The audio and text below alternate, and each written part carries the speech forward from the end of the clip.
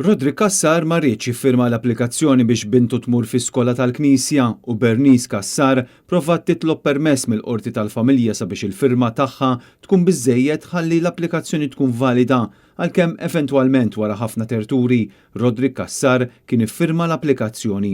Dan ħareġ mill-qorti jekk kif it-tlieta komplit il-kumpilazzjoni ta' Rodri Kassar bl-ewwel xut ikun l-ispettur Wayne Camilleri illi esebixxa tliet ersebiti li instabu fil-karozza ta' Bernice Kassar dakinhar illi inqatlet u esebixxa kopji tal-proċeduri legali li Bernice Kassar kellha fil-qorti mal-akkużat, esebixxa wkoll dokumenti birċevuti, emails, screenshots u kopji ta' rapporti tal-pulizija li għamlet Bernice Kassar, kif ukoll esebixxa checkbook u kartiera li kienu fil-karozza tal-vittma.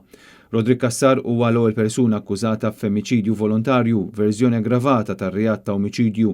L-unika differenza fil-liġi bejn femiċidju u omiċidju hi li tneħħa l-kunċett tal-crime of passion fejn jitlu l-irġiel. Rodri Kassar jinsab mixli bi 15 l-akkuża. L-avukati Franco De Bono u Marion Camilleri qed jidhru għal Rodri Kassar. L-avukati Stefano Filletti, Marita Paġ Dimek, Anna Maria Kutajjar u Rodien Xiberras qed jidhru għal familja tal-vittma bħala parti ċivile. Il-prosekuzzjoni qed titmexxa mill-avukati Angel Vella, Anthony Vella u Darlene Grima mill-Uffiċċju tal-Avukat Ġenerali u l-Ispetturi Sean Poni, Wayne Camilleri u Paul Camilleri taħt il-koordinazzjoni tas-Supretendent Keith Arno.